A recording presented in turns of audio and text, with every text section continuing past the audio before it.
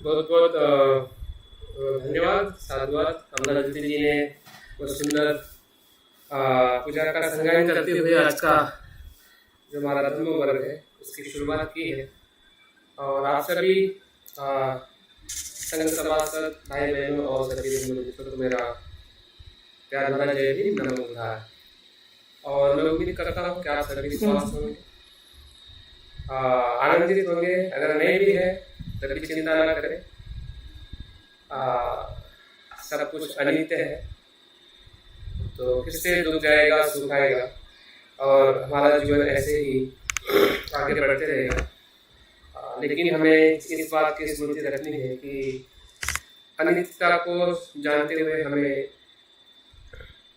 जो हमारी बुद्ध होने की क्षमता है उसे भी हमें पहचानना है। तो उसी के लिए हमें अभ्यास की जरूरत है और बार बार अभ्यास करने की जरूरत है। अब बुद्ध कहते हैं शिष्यों को कि मेरे शिष्य हैं, दो प्रकार से कार्य करते हैं। जब समय होता है तब वो इकट्ठा आते हैं और धर्म की चर्चा करते हैं। और अगर हमें मिलने के लिए कुछ साधन नहीं है, हम चर्चा नहीं कर सकते, तो बुद्ध कहते हैं कि मेरे शिष्य मौन रहते हैं। तो हम मौन भी रहते हैं और हम जैसे जैसे समय मिलता है वैसे वैसे हम धर्म सुनने के लिए या धर्म की चर्चा करने के लिए हम बार बार इकट्ठा आते हैं।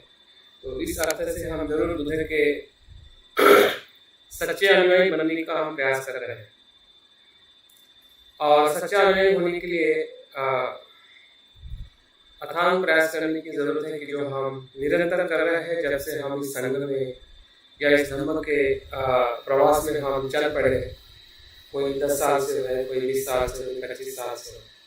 तो हमारा निरंतर प्रवास इस संघ के माध्यम से एक उस बुद्धत्व की तरफ हम लेके जा रहे हैं जिस बुद्धत्व को हमने देखा नहीं है, लेकिन अब बुद्ध के धर्म के माध्यम से हम जानने का प्रयास कर रहे हैं कि हमारे जीवन का सच्चा सुख क्या है।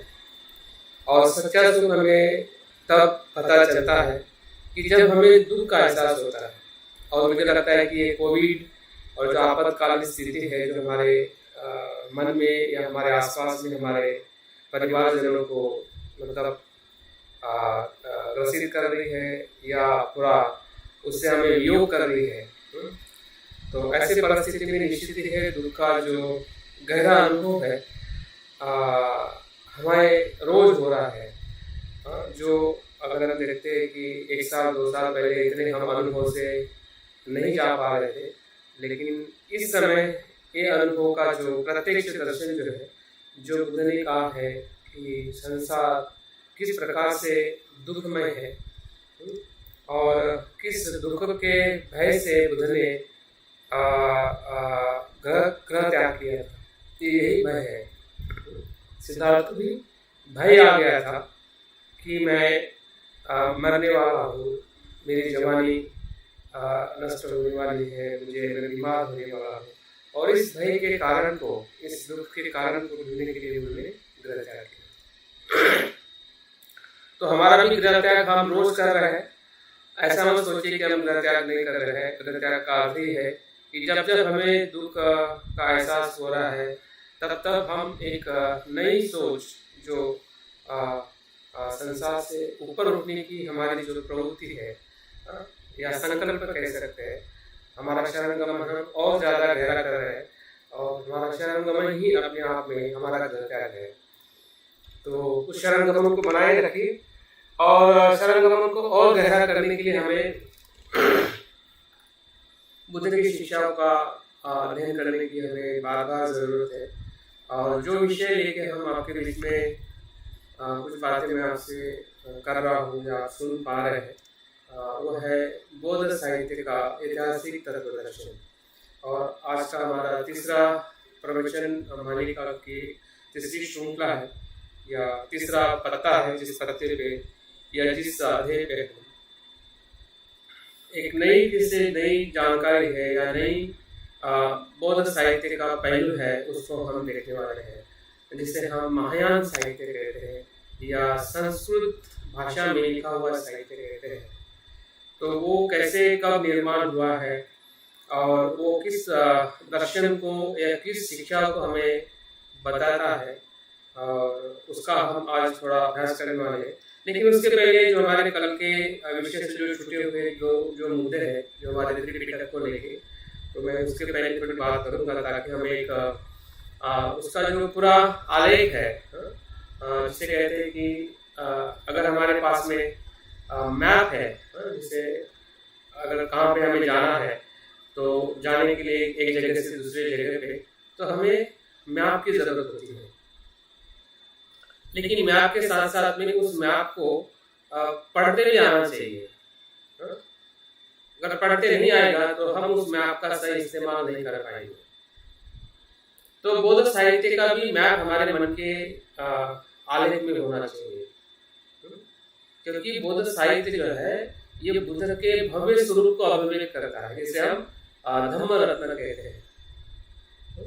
धम्म रत्न जिसे हम कहते हैं, तो सभी प्रकार के बौद्ध साहित्य जो है, जब हम शरणगमन ऋषि की साधना करते हैं तो हम देखते हैं कि धम्म रत्न के ग्रंथ को हम, जो पाली के ग्रंथ हो या संस्कृत के ग्रंथ हो या जो भी ग्रंथ से हमें प्रेरणा मिल रही है, वो ग्रंथ हमारे धम्म रत्न का वो प्रतिनिधि करता है।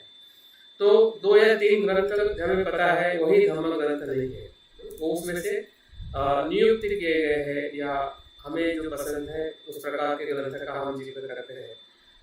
लेकिन उसका जो पूरा आलेख जो है या उसका जो पूरा सूची जो है, उसके बारे में भी हम इस अभ्यास के माध्यम से जानने की कोशिश कर रहे हैं कि त्रिपिटक के अंदर क्या क्या है और कब कब किस प्रकार से उसकी रचनाएं हुई है, ताकि हमारा मन जब भी पढ़ने के लिए इच्छुक हो, जब भी हम लोगों को बताए तो हमें पूरा एक विश्वास के साथ हम कह सके कि बौद्ध धर्म जो है ये सिर्फ कहने और सुनने में मानता नहीं है, बल्कि उसका अस्तित्व इस समय में इस तरीके से इसका निर्माण हुआ है। पूरे विश्वास के साथ हम अपनी बातें रख सकते हैं और हम अपनी श्रद्धा को भी बढ़ा सकते हैं। बाकी साहित्य के अगर हम तुलना करते हैं, हिंदू धर्म का साहित्य हो या किसी भी धर्म का साहित्य हो, तो उनके पास में इस प्रकार की प्रक्रिया नहीं है, इस प्रकार की प्रक्रिया बौद्ध धर्म के पास में नहीं।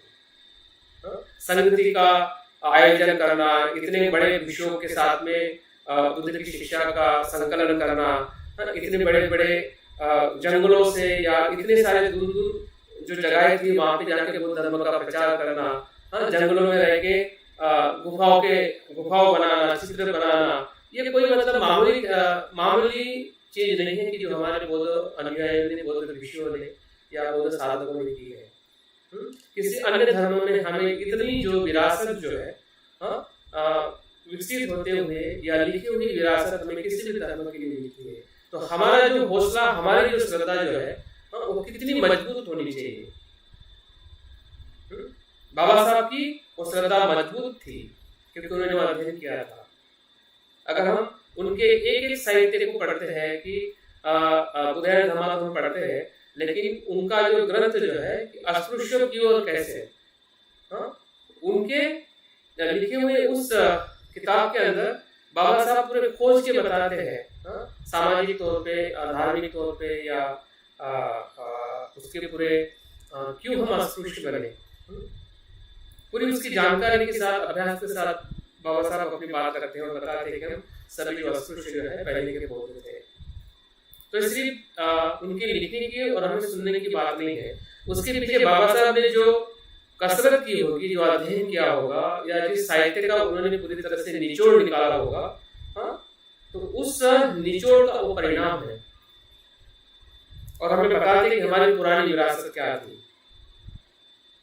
तो इसलिए अगर हमें बाबा साहब के साहित्य का भी अगर हम अभ्यास कर रहे हैं तो उसके पीछे का जो पूरा स्रोत है, जो त्रिपिटक और किसी भी ग्रंथों से आया हुआ है, जो बाबा साहब ने ढूंढ के निकाल के हमें एक हमारे परिस्थिति को या हमारे जीवन को सुधारने के लिए, एक मानवीय जीवन देने के लिए, एक अच्छी सभ्यता देने के लिए बाबा साहब ने बहुत सारे ग्रंथों की या उन्होंने अनेक कार्य से हमें लाभान्वित किया है। तो उसी में से ही जो बाबा साहब का सबसे बड़ी जो कृति हम देखते हैं उदय धर्मा के अलावा, वो है हमारे भारत का संविधान। बाबा साहब स्वयं कहते हैं कि भारत के संविधान में जो मैंने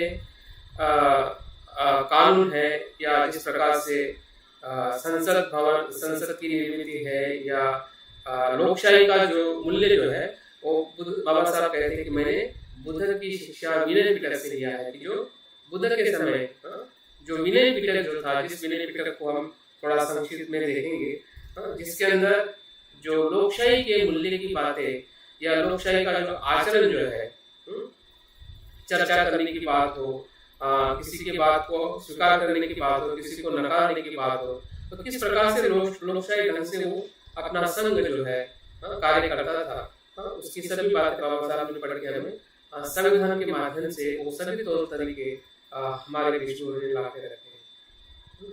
तो इसलिए विनय पिटक जो है वो हमारे लिए बहुत महत्वपूर्ण है। भले हम बहुत उपासक है या हम धर्मचारी है, हम भिक्षु भिक्षुणी के ईश्वर के रूप में हम नहीं है, लेकिन विनय पिटक उस भिक्षु भिक्षुणी की जो नियम है उसको इंगित करता है। जिस प्रकार से सूत्र पिटक जो है बुद्ध के जो उपदेश है, शिक्षा है, उसका वो निर्देश करता है, उसका उसमें वर्णन हम देखते हैं पांचों निकायों में। तो विनय पिटक एक प्रकार का भिक्षु भिक्षुणी का आचार संहिता है, जिसे हम डिसिप्लिन रूल्स कहते हैं। तो धम्मक के साथ विनय होना बहुत जरूरी है। विनय की निर्मित होने का ही कारण है कि धम्म की सुरक्षा करता है। अगर आप देखिए कि बुद्ध ने अगर संघ नहीं बनाया होता और संघ में विनय नहीं होते तो इतने लंबे समय तक बुद्ध के महापरिनिर्वाण के 500 वर्ष तक और उसके बाद भी निरंतर जो भले वो अलग अलग संप्रदाय के अलग अलग बौद्ध शाखाओं के विनय थोड़े अलग थे, लेकिन फिर भी उस विनय के वजह से ही वो धर्म जो है जो आचरण करते थे या लोगों तक धर्मों को पहुंचाते थे, वो विनय के कारण ही सुरक्षित रह पाए। आज हमारे संघ के अंदर भी हमारे विनय बने हैं। अगर हमारे संघ में अगर विनय नहीं है तो हमारा धर्म आचरण करना भी उसको हम सुरक्षित ज्यादा समय तक नहीं कर पाते। तो विनय कितना महत्वपूर्ण है बुद्ध के समय से लेके आज हर एक जितने भी संघ जो है या जितने भी बौद्ध संस्था है जो आचरण करने के आधार पर जो निर्माण हो रही है, उनका जरूर विनय होता है, जरूर उनका एक रूल्स होते हैं कि किस प्रकार से हमने धर्म के आचरण को करते हुए हमने अपने व्यवहार को आगे परिवर्तित करना चाहिए। तो इस प्रकार से इसके अंदर 227 जो नियम जो है उसका संकलन विनय पिटक है। उसके अंदर भिक्षुणी के कुछ नियम है, भिक्षुणी के नियम है। उसके अंदर जो हम जो उपोषण करते हैं और जो भी आजकल जो कठिन वस्त्र देना है या चिवर के बारे में, कैसे चिवर पहनना है, कैसे सोना है, कैसे चलना है, कैसे खाना है, ये सभी जो भिक्षुओं के तौर पे या भिक्षुणी के तौर पे जो उनके आचार संहिता है और उनके आचार संहिता में अगर दोष निर्माण होता है तो क्या करना चाहिए, उसके बारे में भी नियम संघ में दिए हुए हैं। अगर हम देखते हैं कि अगर इस प्रकार के कुछ दोष अगर भिक्षुणी के हाथों से होते हैं, जिस विनय को पराजित कहा जाता है। पराजित का अर्थ है पराजित होना। ऐसे 4 ऐसे नियम है या ऐसे दोष है कि उस व्यक्ति को जो भिक्षु हो या भिक्षुणी हो उस संघ से उनको निकाला जाता है। उसके अंदर चोरी करना है, हत्या करना है या जो रिद्धि सिद्धि का दावा करना है और कामी सुविचार करना है, विचार करना है।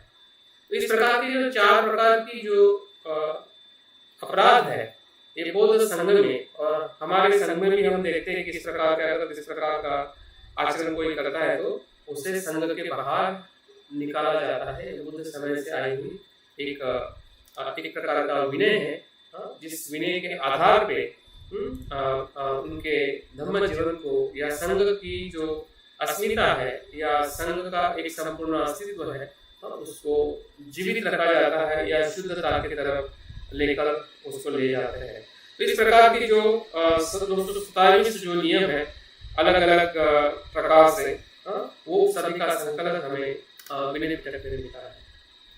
तो हमने विनय पिटक का भी अध्ययन 2 कारणों के लिए जरूर करना चाहिए, क्योंकि उसके अंदर बुद्ध के बुद्धत्व प्राप्त करने के बाद से लेकर पहला उपदेश देने तक और एश की जो प्रवृत्तियां है और संघ की स्थापना है, इसका संपूर्ण वर्णन उस विनय पिटक में दिया हुआ है। इतना वर्णन हमें सूत्र पिटक में भी मिलता नहीं है, और उस वर्णन को समझने के लिए या उसका संपूर्ण विस्तृत दर्शन करने के लिए विनय पिटक का हमें अध्ययन करना चाहिए। दूसरी बात है कि हमें इसलिए अध्ययन करना चाहिए क्योंकि उसके अंदर जो बौद्ध 2 संगतियां हुई है, पहली और दूसरी, उसका वर्णन भी हमें विनय पिटक में मिलता है। उसके अलावा महावंश और दीपवंश जो श्रीलंका के ग्रंथ है, साहित्य है, उसमें भी मिलता है, और बहुत सारे तिब्बतियन और चाइनीज साहित्य उसमें भी मिलता है। लेकिन भारतीय परिप्रेक्ष्य में या पाली के ग्रंथ में ही विनय पिटक के अंदर ही 2 संगतियां हुई थी, उसका हमें वर्णन मिलता है। उसकी भी हमें प्रामाणिकता देखने के लिए हमें इस ग्रंथ का हमें अध्ययन करना चाहिए। और तीसरी और जो महत्वपूर्ण बात है कि इस विनय पिटक के माध्यम से हम ये जान सकते हैं कि बुद्ध के समय जो भिक्षु भिक्षुनिया का जो आरोग्य था और उनकी जो औषधियां किस प्रकार से वो इस्तेमाल करते थे, जो उनका भोजन ही किस प्रकार से वो इस्तेमाल करते थे, या वनस्पतियां हो या उनका शारीरिक का जो स्वास्थ्य कैसे अच्छा रखा जाए, इसके बारे में भी विनय पिटक के अंदर जो विशेष प्रकार का जो स्कंद या भाग है, जिसको हम वैशेज्य स्कंद कहते हैं। वैशेज्य मतलब औषधि के बारे में बुद्ध ने बताया है। उस समय जिस प्रकार से भी कुछ पीड़ित होते थे, रोग होते थे भिक्षु भिक्षुनियों को, तो बुद्ध किस प्रकार से उपदेश देते थे कि किस वस्तु का हमने सेवन करना चाहिए।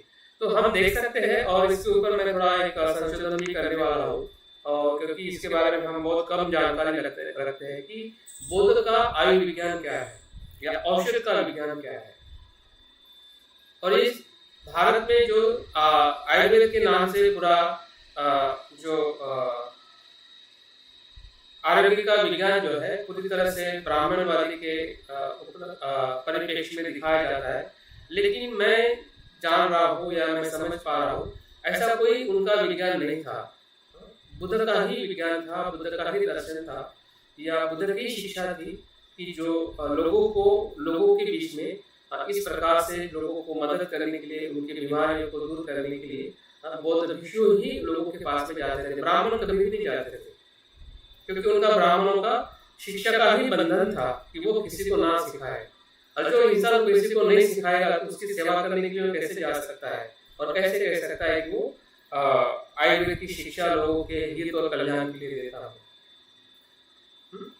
ये जो ग्रंथ है बाद में निर्माण किए गए हुए हैं, और वो कहने के लिए बुद्ध के या बौद्ध जो विद्वान होके गए हैं उनके ही आधार पे या उनकी शिक्षा के आधार पे या उनके ही ज्ञान के आधार पे उन्होंने अपने ग्रंथों को एक नया रूप देके इस प्रकार के ग्रंथ बना के वो आयुर्वेद की बात करके वो पूरे तरीके से आयुर्वेद के बारे में वो पूरा अपना प्रामाणिक अधिकार जताते हैं। क्योंकि बुद्ध ही संसार में या भारत में ये पहले वैश्यराज थे, वैद्य थे, कि जो पूरी तरह से दुख को जानते थे। शरीर का ही दुख नहीं, वो मन का भी दुख जानते थे, संसार के अस्तित्व का दुख जानते थे, और उनके अनुयायी भी जानते थे कि जो बुद्ध कहते हैं कि भोजन हिताय भोजन सुखाय, लोगों के हित और कल्याण के लिए इस शिक्षा को आप लोगों को बताएं। तो इस प्रकार से जो विनय पिटक या भिक्षु का जो जीवन जो रहा होगा, और इस विनय पिटक के अंदर हमने इसका अध्ययन करने के लिए भी विनय पिटक के बारे में हमें आकर्षित होना चाहिए। भले अगर हम भिक्षु भिक्षुनी नहीं है तो सभी प्रकार के जो नीति नियम हमें इतना मतलब आकर्षित नहीं कर सकते, लेकिन फिर भी हमें एक बार जरूर पढ़ना चाहिए ताकि हमें इसका अनुभव हो सके कि भिक्षु भिक्षुनी का जीवन कितना कठोर और किस प्रकार से वो अपने बुद्ध के शासन को जीवित रखने के लिए अपने जीवन को किस प्रकार से समर्पित करके बुद्ध धर्म संघ के जीवन में समर्पित होते थे। तो उसी के बाद में जो तीसरा जो पिटक है जिसे हम अभिधम्म पिटक कहते हैं। अभी अभिधम्म पिटक जो पाली त्रिपिटक का एक ऐसा पिटक है या ऐसा संग्रह है जिसके अंदर मनोविज्ञान और फिलॉसफी की बात की गई है। और हमने देखा है कि इसका जो संकलन है या उसका विकास जो है अब बुद्ध के बाद में धीरे धीरे होते गया। प्रारंभिक स्वरूप उसका बहुत ही सामान्य था, जो कुछ पहली संगति में उसका कुछ वर्णन किया है या नहीं किया है, संकलन हुआ है नहीं हुआ है, ऐसे बहुत सारे जो बौद्ध विद्वान है उन्होंने उस पर प्रश्न रखा है। लेकिन दूसरी और तीसरी संगति के आसपास में दूसरी संगति से तीसरी संगति के बीच में जो समय जो था 100 साल का या 150 साल का, उस बीच में कहने के बौद्ध आचार्य उस समय के जो रहे होंगे उन्होंने कहने के जो मनोवैज्ञानिक तौर पे या फिलोसॉफी के तौर पे बुद्ध की शिक्षाओं को उन्होंने संकलित करके अलग अलग प्रकार के कुछ प्रकरण है, उसी प्रकरण को हम अभिधम्म पिटक के 7 प्रकार के ग्रंथ कहते हैं और एक दूसरे से वो जुड़े हुए हैं। जैसे कि हमने दीघ निकाय देखा तो उसमें बड़े संदर्भ है, मध्यम निकाय देखा जिसमें मध्यम है, तो एक दूसरे से जुड़े हुए बुद्ध की शिक्षा है उसमें भी है। तो अभिधम्म पिटक के अंदर जो विशेषता जिसका वर्णन किया गया है वो है मन की अवस्थाएं है, कैसी होती है, चित्त कितने होते हैं, चैतसिक कितने होते हैं, रूप क्या होता है, निर्वाण क्या होता है, उसकी जो व्याख्या है या उसके प्रति कह सकते हैं कि एक प्रकार का फार्मूला कि सूक्ष्म उसका वर्णन जो है संक्षिप्त में और सूक्ष्मता से। सूत्र कैसे होते हैं, ज्यादा विस्तृत होते हैं, नियम कैसे होते हैं वो लिखे हुए हैं 1 2 3 इस क्रमांक में। और अभिधम्म पिटक की रचना जो है किसी पर्टिकुलर तत्व को संक्षिप्त में और उसके पूरे गर्भित अर्थ के साथ में उसकी बात करना या उसकी व्याख्या करना, इसलिए उसको अभिधम्म कहते हैं। अभि मतलब सूक्ष्म धम्म या मूल धम्म। जो बुद्ध ने जितने भी सूत्र बताए हैं उसके मूल के अंदर किस मन की प्रवृत्ति है, किस मन का मूल है, या किस प्रकार का हमारा रूप है, किस प्रकार का हमारा चित्त है, किस प्रकार से हमारे निर्वाण को हमने देखना चाहिए या क्या उसका अस्तित्व है, इन सभी बातों का जो सूक्ष्म वर्णन हमें अभिधम्म पिटक में मिलता है। और इसलिए भी हमने अभिधम्म पिटक का कुछ न कुछ बहुत सारे अभी मराठी में भी उसके बहुत सारे भाषांतर हुए हैं या नहीं हुए हैं, तो हिंदी में भी बहुत सारा उसका ग्रंथ अभी पहले से काफी उपलब्ध है, तो उसको हमें जरूर देखना चाहिए, जरूर पढ़ना चाहिए, ताकि हम जो भी हम शील का पालन करते हैं, ध्यान करते हैं, तो उसकी जो सूक्ष्मता जो है कि वो किस प्रकार का चित्त है या किस मानसिकता में हम ध्यान करते हैं, किस मानसिकता में हम शील का आचरण करते हैं, किस मानसिकता से हम धम्म का जीवन जी रहे हैं, इसका अवलोकन कौन करेगा या कौन बताएगा? तो हमें अभिधम्म पिटक बताएगा। अगर हम उसका अध्ययन करते हैं तो अभिधम्म पिटक के माध्यम से हम वो चीज समझ सकते हैं कि हम जो भी आचरण कर रहे हैं उसके पीछे जो सूक्ष्म जो प्रक्रिया जो है और वो सूक्ष्म प्रक्रिया हमें प्रज्ञा की तरफ लेके जा सकती है। अभिधम्म पिटक एक प्रकार का वो प्रज्ञा का स्वरूप है और इसी अभिधम्म पिटक के माध्यम से ही धीरे धीरे जब हम आगे देखेंगे संस्कृत साहित्य का विकास, जिसे हम प्रज्ञा पारमिता कहते हैं और हम हृदय पारमिता का संज्ञान करते हैं, इसी ही अभिधम्म पिटक से ही उसका विकास हुआ है। प्रज्ञा पारमिता सूत्र जो है वो भी अभिधम्म पिटक के आधार पे ही उसके बाद में महायान परंपरा ने उसको विकसित किया गया है। तो इस प्रकार से अभिधम्म पिटक का अध्ययन करने की जो हमारी भारतीय परंपरा जो है आज पूरी तरह से म्यांमार में आज जीवित है, श्रीलंका में जीवित है। म्यांमार में सबसे ज्यादा अभ्यास जो है अभिधम्म पिटक और विपश्यना का किया जाता है, जिसे हम बर्मा कहते हैं। ये बौद्ध की परंपरा भारतीय परंपरा है। सबसे ज्यादा मतभेद जब हम देखते हैं जो अलग अलग शाखाएं या अलग अलग बौद्ध धर्म की जो संप्रदाय निर्माण हुए थे, वो इसी ही अभिधर्म पिटक की जो सिद्धांत है या उसका जो वर्णन है या उसकी जो सफलता है, उसको समझाने के लिए या उसके और गहराई की तरफ जाने के लिए हमें अलग अलग बौद्ध आचार्य है, विद्वानों का अलग अलग मत जो है हमें दिखाई देता है। और इसलिए बौद्ध धर्म की जो विस्तृत शाखाएं जो है बुद्ध के एक अस्तित्व से, बुद्ध के एक जीवन से हम देखते हैं कि बुद्ध धर्म की अनेक शाखाओं में, विशेषतः 18 शाखाओं में बौद्ध धर्म तीसरे संगति में आते आते हमें फैलते हुए दिखाई देता है। उसका क्या कारण है उसके बारे में बाद में बात करने वाला हूँ। तो अभिधर्म पिटक के अंदर 7 प्रकार के ग्रंथ है, मैं संस्कृत में नाम बताता हूँ और उसके अंदर जो कुछ विषय है या इस विषय को लेकर वो ग्रंथ लिखे गए हैं उसके बारे में कुछ बात करके हम आगे के मुद्दे में जाते हैं। तो पहला जो ग्रंथ है अभिधर्म पिटक का वो है धम्म संगनी। धम्म संगनी ये शब्द ही अपने आप में, धम्म की संगनी का मतलब है कि धम्म की सूची एक प्रकार की है ना। तो किस धम्म की सूची? नाम और रूप की सूची है ना। नाम और रूप की सूची 3 प्रकार से उसमें बताई जाती है, मैं ज्यादा विश्लेषण नहीं करूंगा। हाँ, लेकिन ये धम्म संगति ये अभिधर्म पिटक का सबसे पहला और महत्वपूर्ण प्रकरण है या ग्रंथ है, जिसमें जगत में जो नाम और रूप है, जिसे रूप को हम शरीर कहते हैं, जो हमारा पृथ्वी आते वायु से बना है, और पूरे संसार की जो अस्तित्व जो है इसी ही नाम से, इसी रूप से वो प्रकट होता है। वो कैसे रूप है, किस प्रकार से वो रूप का अस्तित्व है, कितने प्रकार के होते हैं। हमें पता है कि 4 जो घटक है वो रूप के घटक है, और उसी 4 के जो उसके गुण है, पृथ्वी का जो गुण है जड़ता है, पानी का गुण जो है तरलता है, और अग्नि का गुण जो है उष्णता है, और हवा का गुण जो है गतिशीलता है। तो ये 4 और 4 8 तत्व भी रूप स्कंद में ही आते हैं।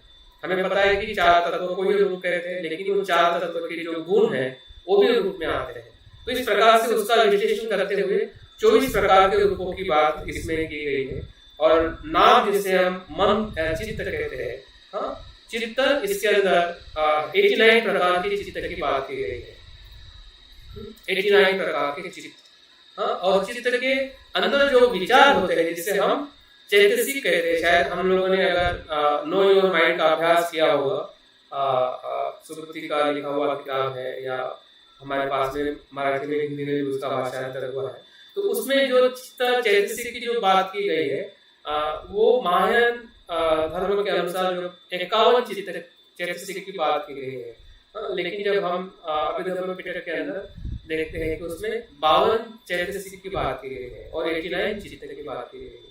तो इसकी पूरी जो लिस्ट है या उसकी जो व्याख्या है सूक्ष्म कि 89 प्रकार के चित्त कैसे होते हैं, कि हम जब कामाचार में रहते हैं, उस लोक में रहते हैं तो किस प्रकार का चित्त होता है। जब हम रूपाचर में जाते हैं, ध्यान की अवस्था में जाते हैं, कामाचर मतलब हमारे 6 इंद्रिय के साथ में जीने वाला चित्त, जैसा कि अभी हम इसी इंद्रिय में जी रहे हैं, उस समय वो चित्त कैसा रहता है, कुशल होता है या कुशल होता है या अव्याकृत होता है। 3 प्रकार से हम अपने चित्त को देख सकते हैं। क्या वो कुशल है या अकुशल है, या ना वो कुशल है ना अकुशल है, जिसे हम अव्याकृत कहते हैं, है ना। तो 3 प्रकार से हम अपने कामाचर चित्त को देख सकते हैं, या रूपावचर मतलब ध्यान के भीतर जब हम जाते हैं उसको रूपावचर चित्त कहते हैं।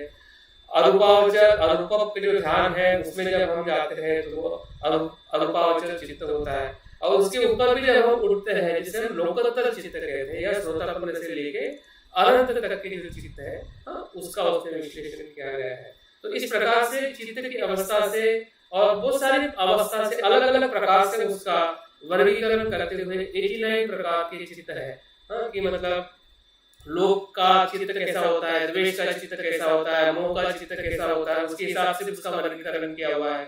या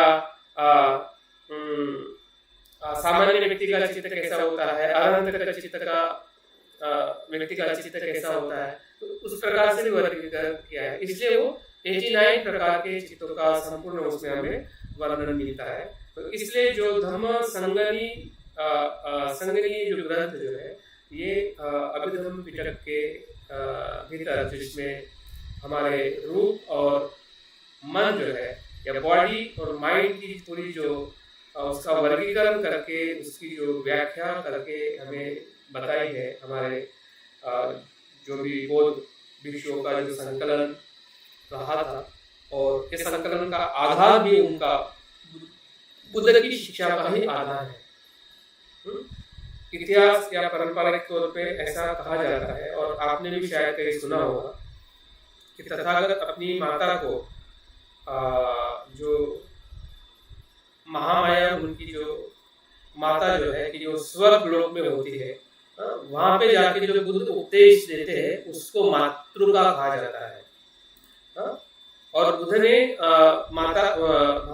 महामाया को यही उपदेश दिया था चित्त चैतसिक का, और उनकी जो गति जो है उससे भी उच्चतम कर की थी। और वही जो बुद्ध जो उपदेश जब पृथ्वी पर आते हैं स्वर्ग लोक से, और सारे बुद्ध को बताते हैं संक्षिप्त में कि उन्होंने वहां पे कौन सा उपदेश दिया है।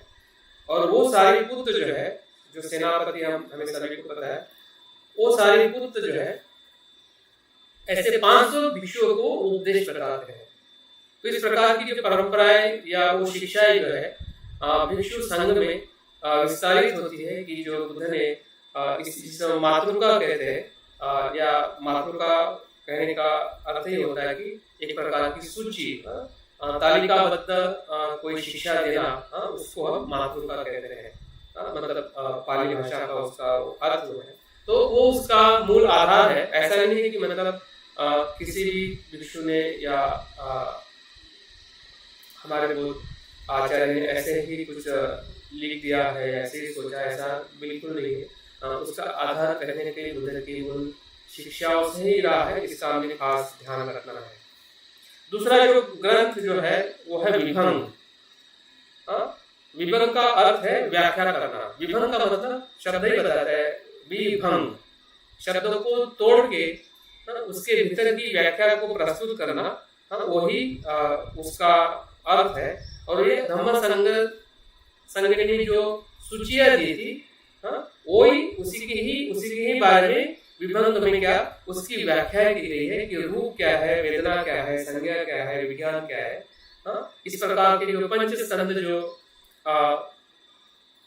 स्कंदों की व्याख्या जो है, अगर हमें मनोवैज्ञानिक तौर पे जाननी है तो हमने ये विभंग के ग्रंथ के बारे में थोड़ा हमने अभ्यास करना चाहिए, पढ़ना चाहिए, या उसके बारे में हमने अध्ययन करना चाहिए। तीसरा जो ग्रंथ जो है उसका नाम है धातु कथा।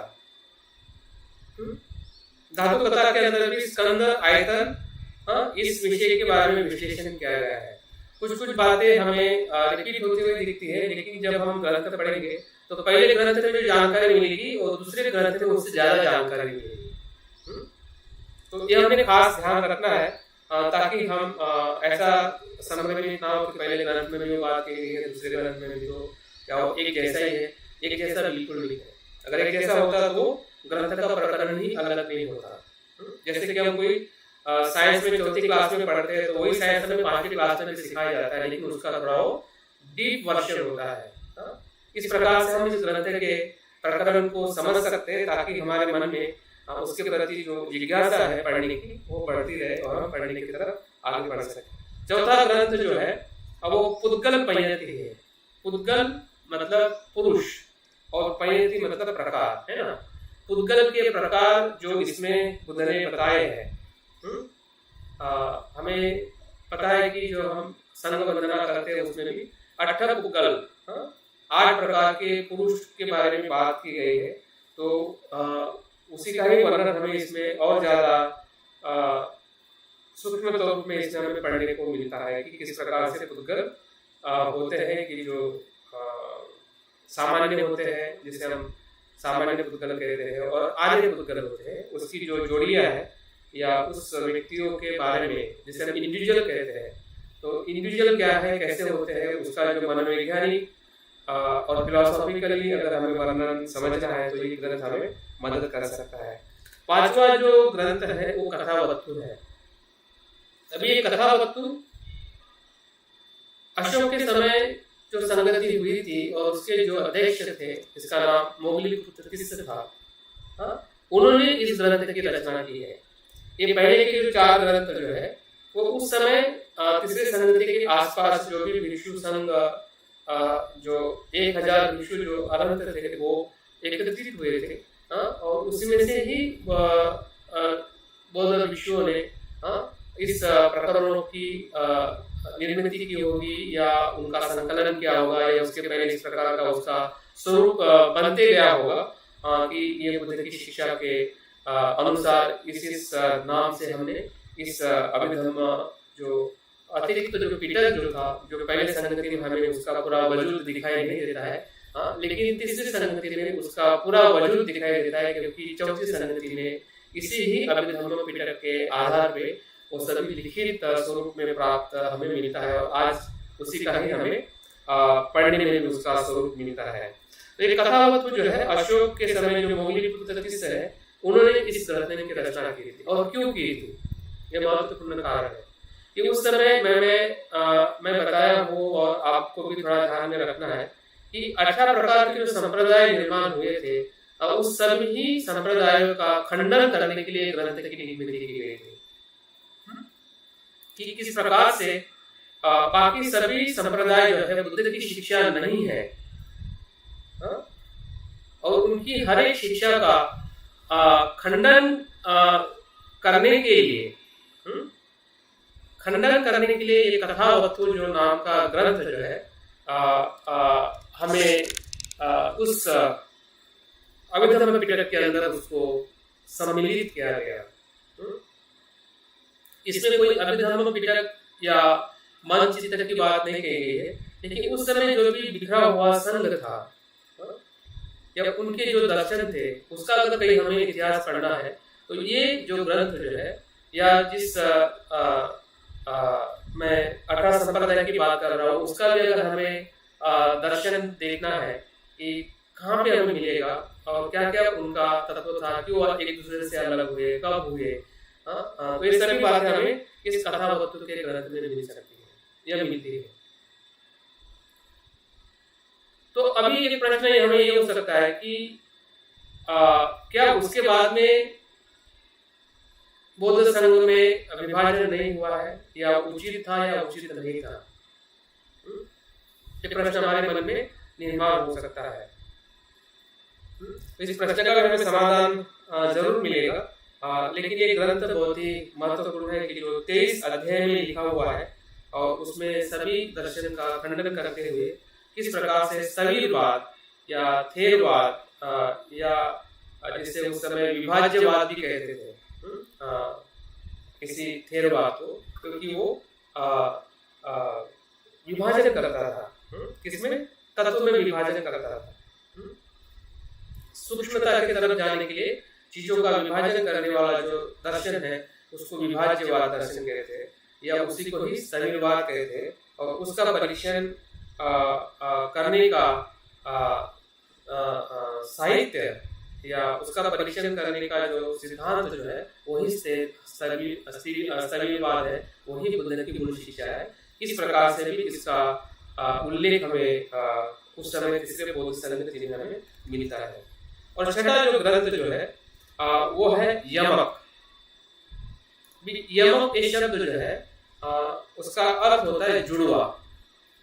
कि प्रश्न जो है दो रूपों से रखे जाते हैं, दो प्रकार से प्रश्नों को रखना, ऐसे कोई वर्णन जो है इस यमक ग्रंथ में दिया हुआ है। उदाहरण के तौर पे, क्या सभी कुशल धर्म कुशल मूल है?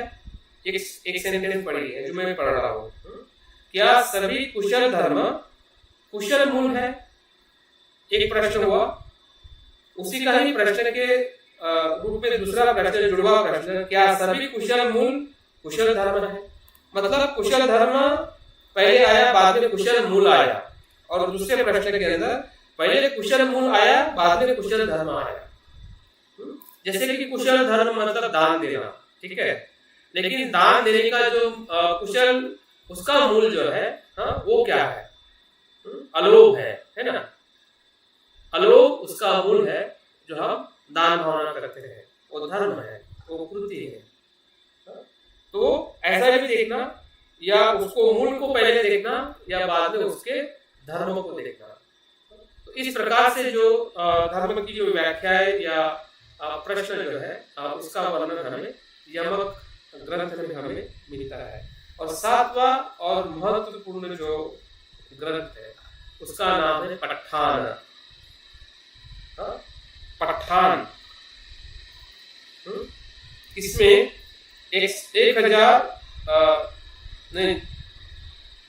14,000 पृष्ठों से बना हुआ एक ग्रंथ है। 14,000 पृष्ठों का एक ग्रंथ है और इसमें प्रतिनित्य समुत्पाद की संपूर्ण और सखोल व्याख्या की है। प्रतिनित्य समुत्पाद की इसमें सखोल ऐसी व्याख्या की गई है। हमें पता है कि प्रतिनित्य समुत्पाद बुद्ध ने दो प्रकार से देखा था, अनुलोम और प्रतिलोम। अनुलोम मतलब क्लॉकवाइज, ये होने से ये होता है, ये होने से ये होता है, और दुख चक्र चलता है। प्रतिलोम मतलब ये नहीं होने से, अज्ञान निरोधा, संस्कार निरोधा, विज्ञान निरोधा नाम रूप, उसको प्रतिलोम प्रतिनित्य समुत्पाद कहते हैं, है ना।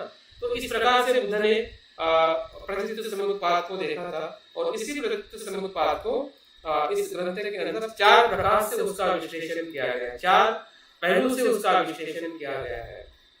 और 24 प्रत्ययों की बात इसमें की गई है कि जो प्रत्यय जो है वो हेतु के मूल है या आलम्ब के मूल है, कि वो हेतु से कैसे प्रत्यय होता है।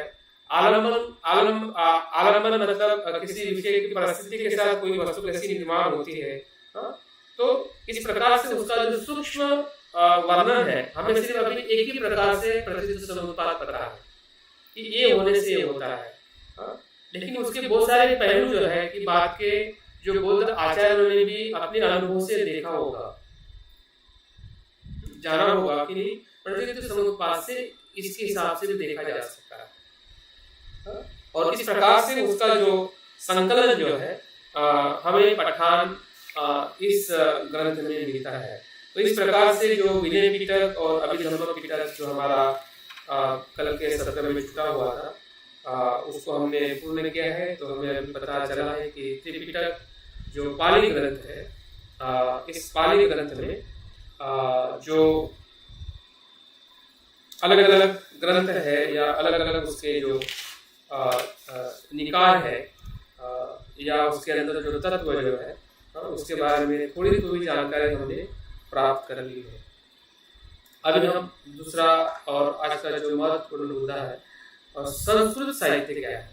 ये संस्कृत बौद्ध धर्म या संस्कृत में बौद्ध साहित्य का उद्भव विकास क्यों और कैसे हुआ है।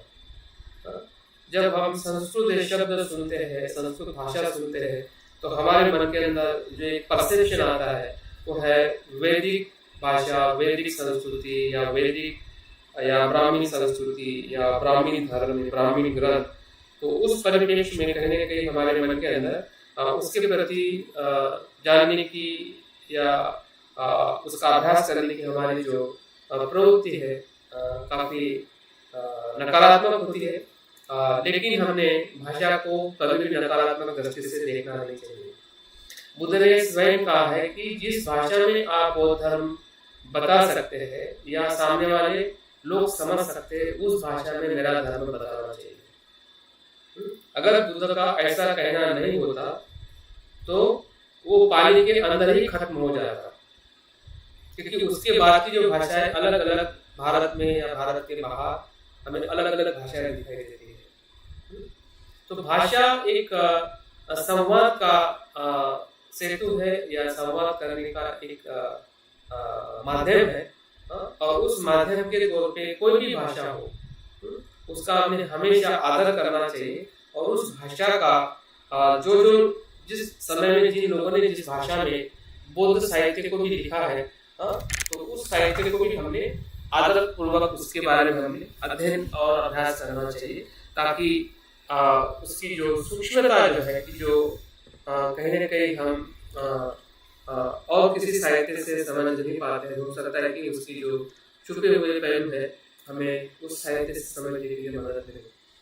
हमें पता है कि बाबा साहब को संस्कृत सीखने नहीं दी थी, उन्होंने पासे से उन्होंने अपना BA कंप्लीट किया था, लेकिन बाद में बाबा साहब की जिज्ञासा थी कि मुझे संस्कृत सीखना है और वो स्वयं सीखे, किसी के और की मदद लेकर, और उसमें इतने पारंगत हुए कि उस समय के जो ब्राह्मण लोग भी है उनके सामने संस्कृत से उनको हरा नहीं सकते थे। इतनी बाबा साहब की संस्कृत भाषा जो है ये प्रभावशाली थी, और उनके अध्ययन में उनको बहुत मदद हुई, उनके साहित्य को पढ़ने के लिए भी और बौद्ध साहित्य पढ़ने के लिए। अगर बाबा साहब संस्कृत नहीं सीखते तो बाबा साहब ने लिखा हुआ बुद्धायन धम्मा है, तो उसके अंदर जो बाबा साहब ने बुद्ध का पूरा चरित्र जो है, बुद्ध चरित्र जो अशोक घोष जी ने जो लिखा था, जो संस्कृत में ग्रंथ है, उसका संदर्भ लेके बाबा साहब ने ग्रंथ में लिखा। तो उनका जो भाषा की तरफ देखने का रुझान है, भले वो किसी भी भाषा का हो, लेकिन जहाँ पे सत्य है और मानवता की बात की है, तो निश्चित ही है भले वो किसी भी भाषा में ग्रंथ लिखा हो, हमने उसके बारे में अध्ययन करना चाहिए और पढ़ना चाहिए। तो बौद्ध भिक्षुओं का जो मतभेद हमें दूसरे संगति से हमें दिखाई देता है, और उसकी जो छटाई जो है अशोका के समय आते आते 18 जो ब्रांचेस है, जैसे कि हम बहुत बड़ा पेड़ देखते हैं, और उस पेड़ की 4-5 बड़ी डालियां होती है, उसके बाद में छोटी छोटी डालियां होती है, उस पेड़ का एक अपना नैसर्गिक प्रक्रिया है विकसित होने की। तो बुद्ध के धर्म का भी ऐसा ही हुआ है। बुद्ध ने इतनी सारी शिक्षा विभिन्नता से अलग अलग लोगों को, और लोग भी जो भिक्षु जो कभी बुद्ध से मिले ही नहीं थे, ऐसे भी भिक्षु जब दूसरे लोगों को बताते होंगे तो निश्चित ही है उसमें कहीं की बदलाव या परिस्थिति के कारण वो धर्म की शिक्षाएं जो है उसका स्वरूप अलग अलग लेती होगी। इसमें हमें ज्यादा ताज्जुब नहीं करना चाहिए कि ऐसा क्यों हुआ। उसके पीछे 2 कारण है, और वो आज भी उतने ही महत्वपूर्ण है। जब बुद्ध के समय थे या कभी भी अगर बदलाव अगर किसी में होता है, उसके पीछे 2 कारण हो सकते हैं। पहला कारण बुद्ध का स्वयं का ही था कि बुद्ध ने ही वो वैचारिक आजादी, वैचारिक जिसे हम कह सकते हैं कि वैचारिक स्वतंत्रता जो बुद्ध ने अपने भिक्षुओं को दी है, वो सबसे बड़ा कारण है। अगर बुद्ध ने वो वैचारिक स्वतंत्रता नहीं दी होती तो शायद बुद्ध ने जो बताया उतना ही लोग मानते और उसी से ही आगे बढ़ते। और हमें कालाम सूत्र इसका प्रमाण दिखाता है कि बुद्ध अपने स्वयं के शब्द के बारे में भी कहते हैं कि मैंने जो कहा है उसको आप वैसे ही स्वीकार ना करें। तो ये बुद्ध की जो एक आत्मविश्वास जो था अपने शिष्यों पे या सत्य पे, दोनों पे, उनको सत्य पे बुद्ध ने पूरे गहराई से सत्य को देखा था कि सत्य कभी गुमराह नहीं कर सकता है, वो हमेशा प्रकाशित करेगा, लाभान्वित करेगा। वो भले किसी भी स्वरूप में आए और किसी भी भाषा में आए, किसी भी दर्शन में आए, वो कोई उसका मतलब नहीं होता है। बाबा साहब ने 22 प्रतिज्ञा के दर्शन में दिया है, तो क्या वो गलत है? नहीं है। तो किसी भी जगह पे जब हम देखते हैं कि ये जो बौद्ध संघ में या बौद्ध धर्म में जो हमें शाखाएं दिखाई देती है, उसके पीछे सबसे बड़ा वो कारण है। दूसरा जो कारण जो है वो है समय की डिमांड, समय की जरूरत। बुद्ध के बाद समाज या लोग या देश वैसे ही वापस स्थिर नहीं रहा। सामाजिक परिवर्तन हुए, राजकीय परिवर्तन है, नैसर्गिक परिवर्तन हुए, भाषा के परिवर्तन हुए, हर जगह पे परिवर्तन का जो सिद्धांत जो है, समय की परिस्थिति की जो डिमांड है आवश्यकता है, उस आवश्यकता के अनुसार भी हमें शिक्षा में बदलाव करना होता है। और यही सबसे बड़ा बौद्ध धर्म में कारण रहा है कि बुद्ध की शिक्षा जहाँ पे जंगल था वहाँ पे भी गई, जहाँ पे सभ्य था वहाँ पे भी गई, भारत के हर एक कोने में गई, भारत के ऊपर गई, भारत के नीचे गई, भारत के आर पार गई। ये जाने का कारण ये है कि बौद्ध धर्म जो है हमेशा परिस्थिति सापेक्ष चलता है। जरूरत को समझ के समाज की, देश की और उसकी संस्कृति की जरूरत को समझ के बौद्ध धर्म के सिद्धांतों में आचरण में बदलाव करने की जो सुविधा जो है हमें प्राप्त है। और इसकी वजह से वो शाखाएं निर्माण होना मुझे भी लगता था कि ऐसा क्यों हो गया, क्योंकि बुद्ध की इतनी बड़ी शिक्षा है, ऐसा नहीं होना चाहिए था। कहने के हमारे भिक्षुओं का दोष होगा या फिर वो झगड़ा करते होंगे या मतभेद करते होंगे, लेकिन हमें एक खास ध्यान रखना चाहिए कि हमारे भिक्षु संघ में कभी भी रक्तपात नहीं हुआ, कभी भी उनकी दुश्मनी नहीं रहेगी। अगर हम चाइना से आए हुए जो चीनी प्रवासी है, फियान हो, ह्यूनसेन हो, फियान हो, अलग अलग समय है, उनका अगर हम प्रवास दर्शन पढ़ते हैं तो ये बताते हैं कि मैंने ऐसे हजारों भिक्षु को देखा कि जो समीरवादी और महायानी एक ही समय में एक ही जगह पे रहते थे, एक ही विहार में विहार करते थे, और उसकी संख्या के साथ में, जगह के साथ में, और किस प्रकार का बौद्ध धर्म वो आचरण करते थे उसका पूरा वर्णन करके उन्होंने बताया हुआ। तो ये जो विविधता में जो एक साथ में रहने की जो खूबी जो है, ये बौद्ध धर्म की खूबी है। और जो 18 शाखाओं में फैलते फैलते हम देखते हैं कि पहली और दूसरी शताब्दी के आसपास या कनिष्क के या जो जब महायान का निर्माण हुआ दूसरी शताब्दी में, तो वहां पे हमें बौद्ध धर्म थोड़ा और एक इंटीग्रेट होते हुए दिखाई देता है कि 18 शाखाएं जो धीरे धीरे अपने में समापित अपने में चली गई या वो नष्ट हो गई। जैसे कि कुछ दालियां ज्यादा विकसित नहीं होती है तो वो समाप्त हो जाती है। तो उसी प्रकार से जो 18 जो शाखाएं जो निर्माण हुई, लेकिन धीरे धीरे उसका जो समापन है हमें एक विशिष्ट या 2 या 3 बौद्ध शाखाओं में या बौद्ध धर्म के परंपराओं में दिखाई देता है, जिसे हम स्थगिरवाद कहते हैं, महायान कहते हैं, महायान के बाद हम वज्रयान का हम फॉर्म देखते हैं। तो ये चीजें जो परिवर्तन सापेक्ष और जो वैचारिक जो स्वतंत्रता जो है, इस मूल्य को अगर हम देखते हैं तो हमें कभी भी किसी भी बौद्ध धर्म को पढ़ना, सुनना और स्वीकार करना हमारे लिए बहुत सरल हो सकता है। अगर हमें बात पता ही नहीं है तो बहुत कठिन है, और हर साहित्य में हमें ऐसे पढ़ने को मिलेगा या कोई हमें बताएगा, इसका भी कोई मतलब निश्चित नहीं है। वो आपको, मुझे, हमको खुद को ही सोचना पड़ेगा कि क्या ऐसा हो सकता है, ऐसा हुआ होगा। बिल्कुल ऐसे ही हुआ है, क्योंकि उसका हमें रेफरेंस मिलता है, कालांत सूत्र में हमें रेफरेंस मिलता है। आज आप परिस्थिति देखिए कि हम 2 साल पहले हम बौद्ध धर्म भाजपा में जाके शिविर करते थे, आज हमें ऑनलाइन शिविर करना पड़ रहा है। तो ये क्या दिखा रहा है? ये आपकी परिस्थिति सापेक्ष आपकी जरूरत दिखा देगी ना। आज पूरा हमारा धर्म वर्चुअल हो गया है। तो ये वर्चुअल धर्म क्या है? ये धर्म क्या है? तो ये धर्म को क्या हम सीखेंगे नहीं, सुनेंगे नहीं, अच्छा नहीं करेंगे, वो तो वो धर्म नहीं है, ऐसा कहेंगे? ऐसा नहीं। तो उस समय में जो बौद्ध धर्म की जो विविधता में जो बातें जो थी, उसके अंदर जो सत्यता जो है और उसकी जो मूल्यता जो है मानवतावादी, वो कभी भी किसी भी जगह पे किसी भी भाषा में जाएगी तो वो हमेशा शुद्ध स्वरूप में रहेगी, क्योंकि देने वाला भी जानता है कि वो क्या दे रहा है और लेने वाला भी जानता है कि वो क्या दे रहा है। दोनों वहां पे आजाद है, गुलामी के कोई उसमें मतलब पात्रता नहीं है, या उसमें गुलाम करने के लिए, रखने के लिए किसी भी प्रकार की शिक्षा बौद्ध धर्म से ना आते हुए दिखती है ना लिखी हुई दिखती है।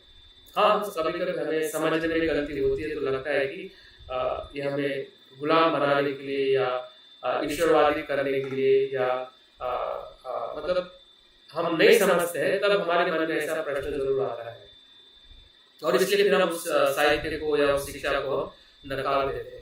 लेकिन उसके पीछे का जो तत्व जो है, जब हम अपने अनुभव से देखेंगे या उन्होंने जो ऊंचाई से उसको देखा होगा कि लोगों को किस प्रकार से और सरलता हो ताकि लोग बुद्ध धर्म के संपर्क में आ सके, या उनका जो दुख है, संसार का दुख है, वो दुखों से मुक्त हो सके। तो इस प्रकार से हमने बौद्ध भिक्षु के जो मतभेद थे या 18 शाखाएं हमें दिखाई देती है, उसमें जो भेद जो था, 2 या 3 बातों में हमें संपूर्ण जो बौद्ध धर्म में हमें भेद दिखाई देता है या थोड़ा हमें विभिन्नता दिखाई देती है। वो है बुद्ध के व्यक्तित्व को स्वीकार करने का पहलू। सभी वादियों ने बुद्ध के अस्तित्व को एक व्यक्ति के तौर पे, सिर्फ ऐतिहासिक पुरुष के तौर पे उन्होंने स्वीकार किया है। लेकिन बाकी जो हम शाखाएं जो बनने का जो कारण जो रहा है, महायान हो या वज्रयान हो, तो बुद्ध के ऐतिहासिक स्वरूप को स्वीकार तो उन्होंने किया, लेकिन साथ साथ में उनका जो अलौकिक स्वरूप जो है, जो समीरवाद ने उसको स्वीकार नहीं किया है। तो उनके जो बौद्ध आचार्यों ने देखा होगा कि बुद्ध का जो अस्तित्व जो है सिर्फ ऐतिहासिक स्वरूप इतना महत्व का नहीं है। जब हमें बुद्ध को अगर समझना है तो उनके जो अलौकिक स्वरूप को भी हमें महसूस करना पड़ेगा, ताकि हम बुद्ध के संपर्क में जा सके और बुद्ध जैसा होने के लिए अपने आप को खुला कर सके।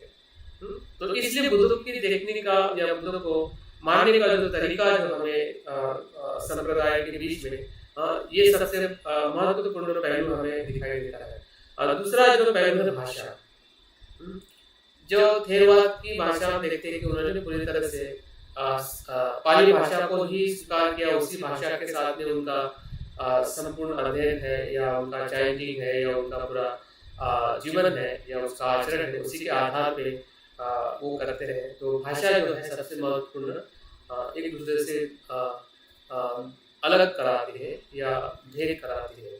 अगर हम महायान की भाषा देखते हैं तो उसमें संस्कृत जहाँ से निर्माण उनके साहित्य का आधार बना है, तो वहाँ से हमें संस्कृत में लिखे हुए जो सूत्र है, शास्त्र है, दर्शन है, वो उनका भाषा लिखने का, बोलने का या उसके माध्यम से धर्मों को बताने का वो उनकी शैली बनी है। तो उससे हमें भेद दिखाई देता है। लेकिन दोनों में सामने क्या है? दोनों में सामने ये है कि दोनों भी बुद्ध धर्म संघों को मानते हैं। उनका बुद्ध इनका बुद्ध अलग नहीं है।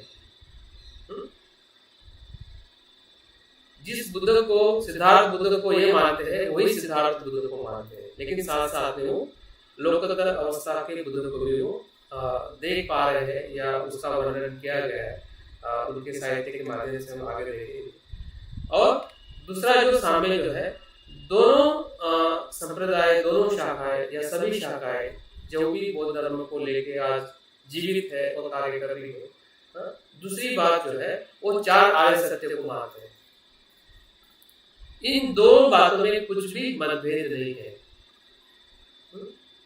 और सभी शाखाएं जो है ईश्वरवाद को नहीं मानती। थेरवाद तो मानती नहीं है, लेकिन कभी कभी हमें महायान, वज्रयान या बाकी अगर हमारा अभ्यास नहीं होता है तो कहीं ना कहीं लगता है कि ईश्वरवाद के अनुसरण से आगे बढ़ रहे हैं। लेकिन उनके साहित्य में या उनके आचरण में भी किसी भी प्रकार के ईश्वरवाद को, जो क्रिएटर कहा जाता है कि जिसने संसार को निर्माण किया है या जो चलाता है या जो दुख से मुक्त करेगा, ऐसे ईश्वर की कल्पना किसी भी बौद्ध संप्रदाय में नहीं है। ना लिखने में है, ना बोलने में है, ना आचरण करने में है।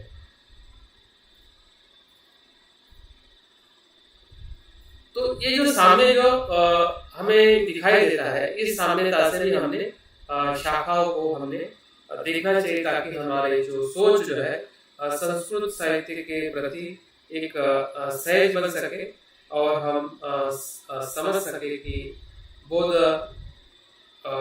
साहित्य है, बौद्ध दर्शन जो है वो इतना विशाल है। इस प्रकार से त्रिपिटक साहित्य या पाली साहित्य अपने आप में विशाल है, वैसे ही संस्कृत साहित्य भी बहुत विशाल है। उसकी संख्या भी बहुत है, लेकिन सभी ग्रंथ, बहुत सारे ग्रंथ जो है अभी हमारे पास में उपलब्ध है, इसलिए नहीं है। हमें पता है कि 12वीं शताब्दी में जो विशाल हमारा ग्रंथ संग्रहालय था नालंदा और हमारे जो विश्वविद्यालय में वो जलाया गया, और उसके कारण जितने ग्रंथ 6वीं 7वीं या 8वीं 9वीं शताब्दी तक जो भी ग्रंथ तिब्बत भाषा में और चाइनीज भाषा में जो चीनी प्रवासी आकर जो भाषांतरित करके गए संस्कृत के महत्वपूर्ण ग्रंथ, वही ग्रंथ आज हमारे पास में ज्यादा से ज्यादा उपलब्ध है। बाकी जो मूल ग्रंथ की जो प्रतियां है, रचना है, जिसे हम अधिकतर जो ग्रंथ जो है हमारे पास में मूल स्वरूप में आज संस्कृत के ग्रंथ हमारे पास में उपलब्ध नहीं के बराबर है। लेकिन हमें बहुत सारे भाषांतर अभी आजकल तिब्बतियन परंपरा से या भाषा में लिखे हुए, चाइनीज भाषा में लिखे हुए ग्रंथ जो है इंग्लिश में भाषांतरित हुए हैं या हिंदी और बहुत सारे भाषाओं में उसका भाषांतर हो चुका है। तो उसके आधार पर हम देख सकते हैं कि संस्कृत ग्रंथों का या संस्कृत साहित्य का जो स्वरूप जो है वो कितना विशाल था। तो संस्कृत साहित्य की जो शुरुआत जो हुई है कनिष्क के समय हुई है।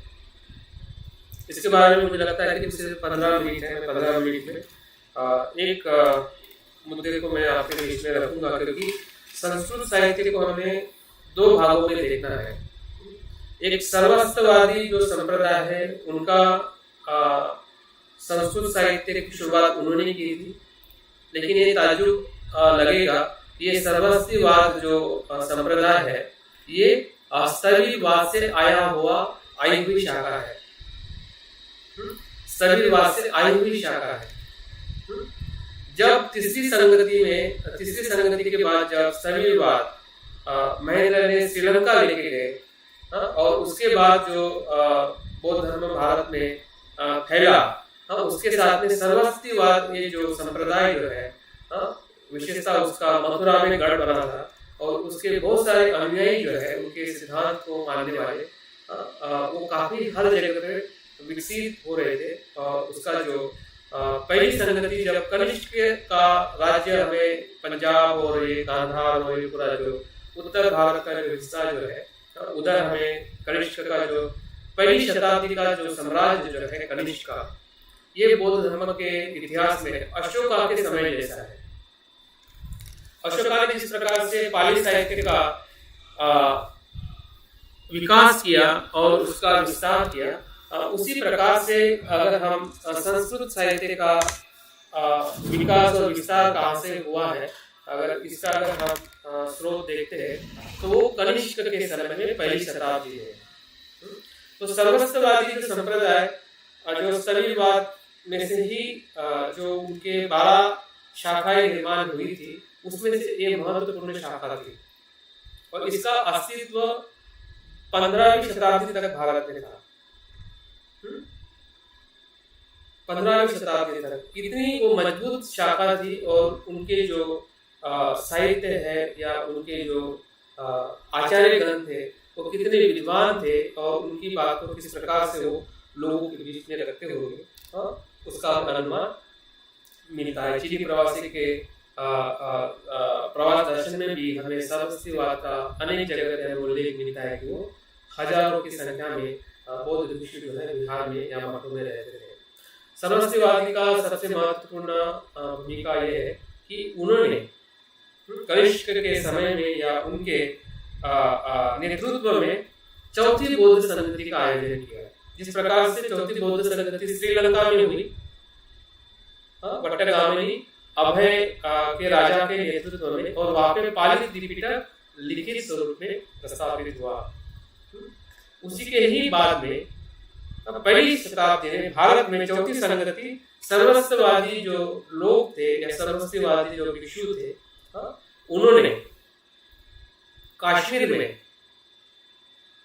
क्योंकि कश्मीर कनिष्क के समय बहुत महत्वपूर्ण स्थान था, और वहाँ पे सरस्वतीवादी लोगों की जो संख्या भी ज्यादा थी और वहाँ पे इस संगति का आयोजन हुआ और उसके जो अध्यक्ष जो थे उनका नाम वसुमित्र था और उपाध्यक्ष जो थे उसका नाम अशोक घोष था। तो अशोक घोष के बारे में हमें बहुत सारा परिचय भी, क्योंकि अशोक घोष हमारे जो कल्चर एक्टिविटी का भी नाम है और उसके बारे में हम पहले से जानते हैं, पढ़ते हैं। उनका जो योगदान जो संस्कृत साहित्य में था वो बहुत ही श्रेष्ठतम उनका योगदान है। उन्होंने लिखे हुए जो ग्रंथ है वज्रसेनिका सूत्र हो या नंद प्रकरण हो, बहुत ही नाटक के तौर पे उनके ग्रंथ जो है सौंदरानंद जो हो, ये सबसे श्रेष्ठ नाटक है। ये कालिदास के नाटक से भी बहुत श्रेष्ठ नाटक है। कालिदास के नाटक के अंदर हमें किस प्रकार से जो रंभा है या मेनका है उसको मोहित कर दिए, इसका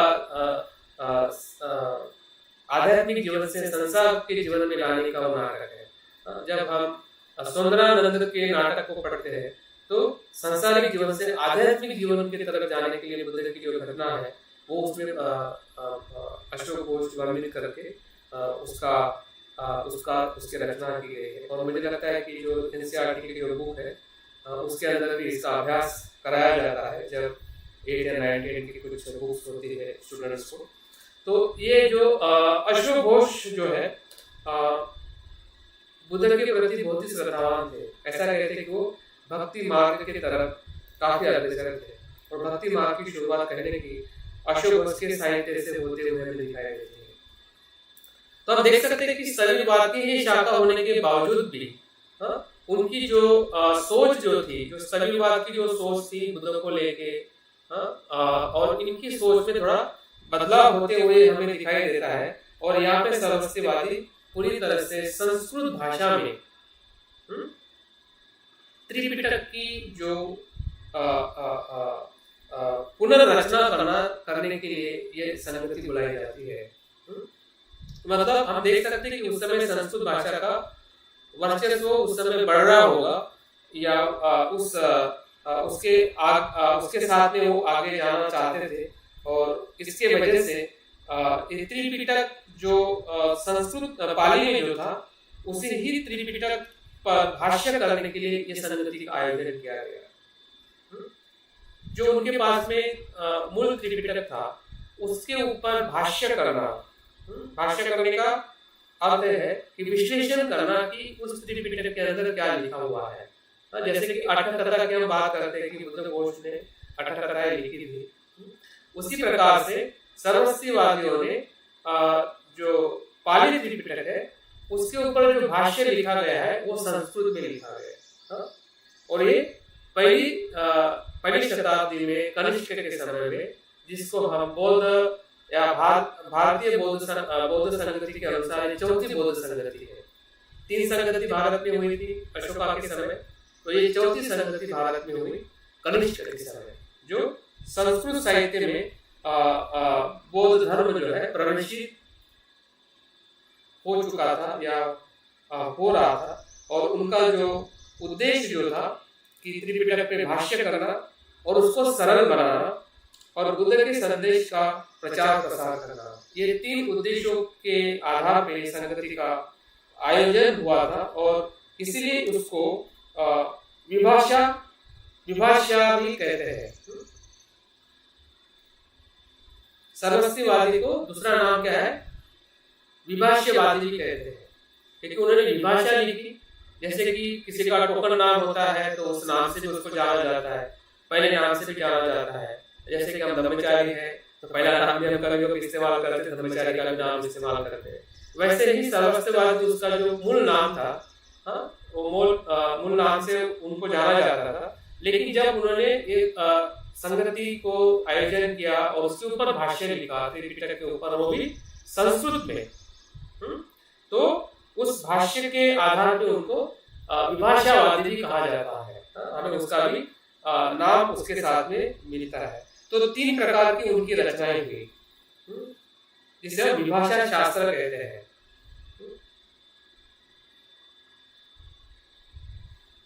विभाषा शास्त्र और हम शुद्ध ये शब्द पाली में सुनते हैं। ये शुद्ध शब्द संस्कृत में आके शास्त्र हो रहा है ना। यहाँ पे शास्त्र की बात क्या कर रहे हैं, क्योंकि उसके ऊपर भाष्य किया गया है जो त्रिपिटक ग्रंथ था। तो शुद्ध पिटक का भाष्य कहलाया गया है उपदेश शास्त्र। उनका जो पहली जो रचना जो बनाई है त्रिपिटक का भाष्य जिसे कहते हैं, उसका नाम जो है उपदेश शास्त्र रखा गया।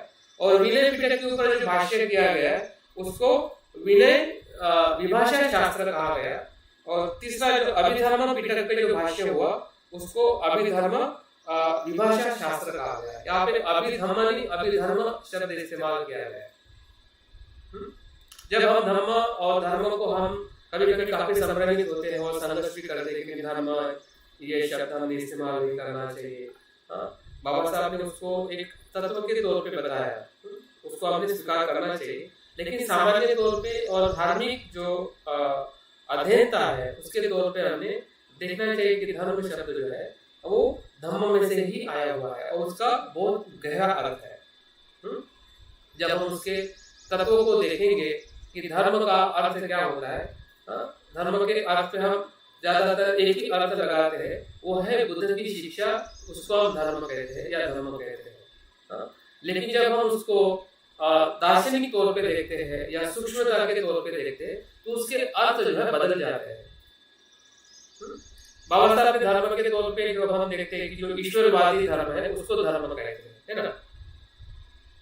तो वो एक पाखंड की भाषा परिभाषा है कि जिस धर्म के पाखंड के नाम पे लोगों को फंसाया जाता है, वो परिकल्पना अन्य धर्म के साथ में जुड़ी हुई है। लेकिन जब हम उसी धर्म शब्द को सूक्ष्मता से देखना चाहते हैं बौद्ध धर्म में, तो उसकी जो परिभाषा हमें ढूंढनी पड़ेगी।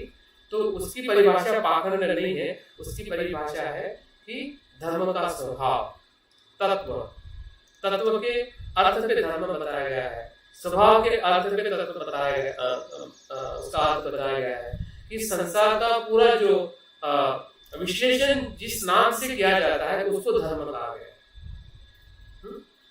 या सूक्ष्म जिसे हम कह सकते हैं कि एटम और पार्टिकल को जो हम नाम देते हैं ना, तो वो सूक्ष्म जो तत्व है उसको बौद्ध धर्म में धर्म कहा गया है। मतलब उसके बाद में हम उसका विश्लेषण नहीं कर सकते हैं। ऐसे तत्वों के ऐसे मूल्यों तत्वों को या सत्यता को बौद्ध धर्म में धर्म के नाम से जाना जाता है। और उसकी परिभाषा हमें अलग अलग संप्रदाय में उसके प्रति जो उनकी अध्ययनता है या उनकी सफलता है वो हमें जानने को मिलती है।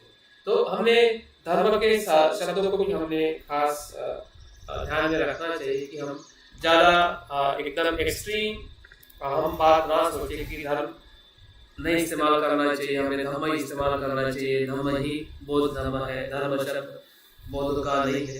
तो क्यों नहीं है, कैसे नहीं है, बाबा साहब ने भी जो उसका विभाजन किया गया है तो उसका कुछ अलग बात बाबा साहब ने बताना चाहते हैं कि धर्म शब्द जो है और ईश्वरवादी को अभिप्रेत है।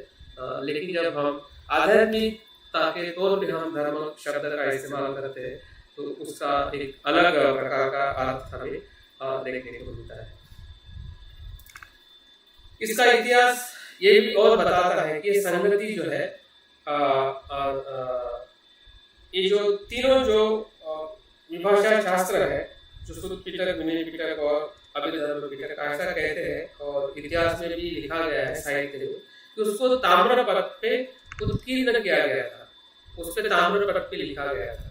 तो लिखने की जो प्रक्रिया अगर हमें कहीं से कहाँ से शुरुआत हुई है लिखान की, ज्यादातर लिखित रचना करने की जो परंपरा या समय जो है वो कनिष्क के समय के आसपास जो है लिखने की जो कला जो है वो भारत में विकसित हो चुकी थी। या उसके पहले का जो ईस्वी सन पूर्व पहली शताब्दी के आसपास जो भाषा का लिखान करने की जो परंपरा है अशोका के समय में भी हमें दिखाई देती है, लेकिन विशिष्ट वो शिलालेखों के ऊपर दिखाई देती है। उस समय किसी ग्रंथ के स्वरूप में हमें या हमें ऐसा कोई ग्रंथ उस समय हमें प्राप्त नहीं होता है। अशोका के समय उस समय भी भाषा थी, उस समय भी लिखान था, लेकिन वो शिलालेखों पे या पत्थरों पे लिखा जाता था। किसी ऐसे ताम्रपत्र पे हो या किसी ग्रंथ को इस प्रकार से लिखा गया हो, ऐसा हमें वर्णन मिलता नहीं। शायद अगर आपको कहीं पढ़ने को मिला है या मिलेगा तो जरूर एक दूसरे को हम शेयर करना चाहिए। तो ताम्रपत्र पे ये तीनों विभाषा ग्रंथ लिखे गए और ऐसा कहते हैं कि इसको 400 फीट ऊंचा स्तूप बना के उसके अंदर उसको रखा गया है, काफी कश्मीर में। और ऐसा भी वर्णन है कि सम्राट कनिष्क ने ये जो कश्मीर का राज्य जो है बौद्ध संघ को दान दे दिया। इतने वो सर्वस्तिवादी संप्रदाय के या ऋषियों के वो आराधक थे या श्रद्धावान थे। और ये अशोक घोष जो थे वो उनके गुरु थे कनिष्क। लेकिन ये जो साहित्य जो है आज हमारे पास में उपलब्ध नहीं है, क्योंकि वो जगह अभी भी ढूंढने से मिल नहीं पा रही है। लेकिन लिखा है साहित्य में तो निश्चित है उसका, और उसका बहुत सारा भाषांतर भी हमें चाइनीज भाषा में हो या तिब्बती भाषा में उसका हमें भाषांतर मिलता है, जो साहित्य का वर्णन इसमें किया गया है। लेकिन ये जो ताम्रपत्र पे लिखे हुए जो त्रिपिटक है, विशेषतः विभाषा शास्त्र जो है या सरस्वतीवाद का हम त्रिपिटक कह सकते हैं, जो संस्कृत में लिखा गया था।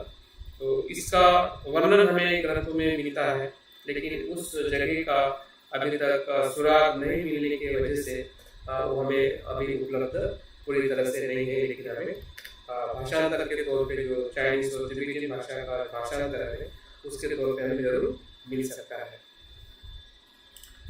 तो ये प्रश्न यहाँ पे ये आता है कि ये जो साहित्य निर्माण हुआ था सर्वस्तिवादी का, ये थेरवाद, सूत्र पिटक, विनय पिटक और अभिधर्म पिटक के आधार पे ही हुआ था। लेकिन इन्होंने थोड़ा उसमें कुछ बदलाव करके, है ना, कुछ बातों को उन्होंने वैसे स्वीकार किया। अगर सूत्र पिटक की बात करें तो पांचों के पांचों जो लिखा है उन्होंने सर्वस्तिवाद संप्रदाय में उन्होंने पांचों लिखा है वैसे स्वीकार किए पिटक के। लेकिन जो कुद्दक निकाय के अंदर जो 15 ग्रंथ हमें त्रिपिटक में दिखाई देते हैं, उन्होंने सिर्फ 5 ही ग्रंथ स्वीकार किए, बाकी के 10 ग्रंथ उनके कुद्दक निकाय के अंदर सर्वस्तिवाद में हमें मिलते नहीं है। उनका विनय पिटक थेरवाद का या सर्वस्तिवाद का विनय पिटक ऑलमोस्ट समान है, सिर्फ संख्या में कुछ उसमें 227 नियम है, इनके 200 नियम है, इतना ही फर्क है। लेकिन सर्वस्तिवाद का जो विनय पिटक है वो ऑलमोस्ट सभी बात जैसा ही है। और अभिधर्म पिटक के अंदर बहुत सारे जो ग्रंथ जो है वो अलग अलग नामों से हमें दिखाई देते हैं। जिस प्रकार से हमने देखा कि धम्म संगति ये 7 जो सभी बात के जो ग्रंथ है, तो यहाँ पे अलग प्रकार के 6 प्रकार के ग्रंथ जो है इनका अभिधर्म पिटक और सभी बात का अभिधर्म पिटक, यही सबसे बड़ी चर्चा का विषय था उस समय, डिबेट का विषय था। और इसके वजह से हम देखते हैं कि जो अभिधर्म पिटक का जो प्रभाव जो आज हम म्यांमार या श्रीलंका में हम देखते हैं कि वहाँ पे अध्ययन करने का उनका बहुत बड़ा उनका अध्ययन होता है हर जगह पे हर तरीके से। तो ये समय हमारे भारत में इसी समय में से शुरुआत हुआ था, जिसमें अभिधर्म पिटक का जो अलग अलग विस्तृत अध्ययन है या उसके प्रति जो ग्रंथ रचना है, और हमें अलग अलग जो आचार्य है, विशेषता अगर हम देखते हैं कि वसुबंधु जो है जो 4वीं शताब्दी में उसका प्रादुर्भाव होता है, और वो असंग के भाई भी थे।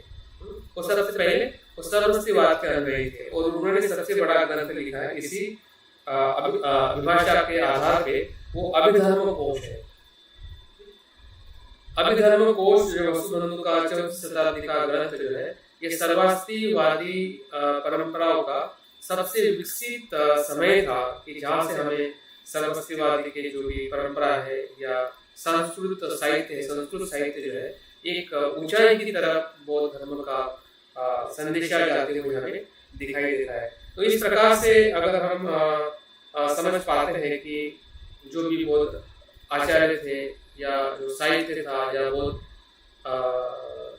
राजाओं थे, इन सभी के सहयोग के कारण ये विकास या जो बौद्ध धर्म का जो विभिन्न साहित्य में प्रवेश करके उसकी रचना करते हुए लोगों के बीच में धर्म को प्रचार प्रसार करना, जो बुद्ध का संदेश था, आदेश था कि भोजन हिताय भोजन सुखाय के लिए धर्म का प्रचार प्रसार करिए। जिस भाषा में जो लोग धर्म समझ सकते हैं उस भाषा में धर्म बताइए। कोई भी भाषा बौद्ध धर्म के लिए निश्चित और अंतिम ऐसी कोई भाषा नहीं है कि इसी भाषा में हमें धर्म देना चाहिए, इसी भाषा में हमें धर्म लिखना चाहिए। तो इस प्रकार की जो उदारता है या वैचारिक जो स्वतंत्रता जो है ये बौद्ध धर्म में हमें दिखाई देती है। तो मुझे लगता है कि ज़्यादा समय अभी मैं बात करना चाहता हूँ, लेकिन फिर भी एक मुद्दा हमारा यहाँ पे रहने वाला है, कल हम उसको उसके साथ में जरूर लेंगे। तो जो सर्वस्तिवादी संप्रदाय से जो संस्कृत साहित्य की जो निर्मित या उद्भव हुआ है, तो वो उद्भव होते हुए जब हम महायान धर्म के उद्भव की तरफ हम कल देखेंगे, वो है दूसरी शताब्दी। पहली शताब्दी में सर्वस्तिवादियों के माध्यम से संस्कृत धर्म में या संस्कृत भाषा में बौद्ध साहित्य की रचना होने की शुरुआत हुई थी। लेकिन उसके बाद जो महायान संप्रदाय, उस समय महायान संप्रदाय नहीं था। जब पहली चौथी संगति हुई थी या सर्वस्तिवादियों ने जो संस्कृत भाषा में साहित्य लिखना शुरुआत किया था, तब तक महायान धर्म का शब्द नहीं था। लेकिन उसकी जो पार्श्वभूमि बन रही थी धीरे धीरे साहित्य के माध्यम से, या जो उनका बौद्ध धर्म की तरफ बौद्ध आचार्यों का जो झुकाव था, ऐसा नहीं कहते कि कनिष्क के उसी समय के अंदर बुद्ध की प्रतिमाओं का निर्माण होना या बुद्ध के चित्र का निर्माण हुआ। अगर मैं अगले शनिवार को बात करने वाला हूँ कि बौद्ध जो हमारा भौतिक चक्र का निर्माण होना चित्रों के माध्यम से, ये सभी बातें जो है ये सर्वस्तिवादी अनुयायियों ने इस संगति में निर्माण की थी, प्रस्तावित की थी, जिसके माध्यम से आज हम बौद्ध धर्म का एक नया स्वरूप जो है चित्रों के माध्यम से है, कलाओं के माध्यम से है, हम देख पा रहे हैं। तो ये वजूद कहीं ना कहीं हमें इसी ही सर्वस्तिवादी धर्म से हमें मिला है या उसका हम आज उपयोग कर पा रहे हैं। तो मुझे लगता है कि यहाँ पे हम रुकना चाहेंगे और जो महत्वपूर्ण जो मुद्दा है हम कल हम लेके हम आगे बढ़ेंगे। तो बहुत बहुत धन्यवाद जो आज मैंने बात करने की जो कोशिश की है, कि जो हमारा बाकी राहों में जो मुद्दा था विजय टिकट हमारा धर्म टिकट और संस्कृत साहित्य का कैसे निर्माण हुआ है और किस प्रकार से हमें उसको समझना चाहिए, उसके बारे में थोड़ी बात मैंने आप लोगों ने ध्यान से सुना है। इसके लिए सभी का धन्यवाद और यहाँ पर जय हिंद। धन्यवाद मंजू कुमार जी, इतने गहरे में लेके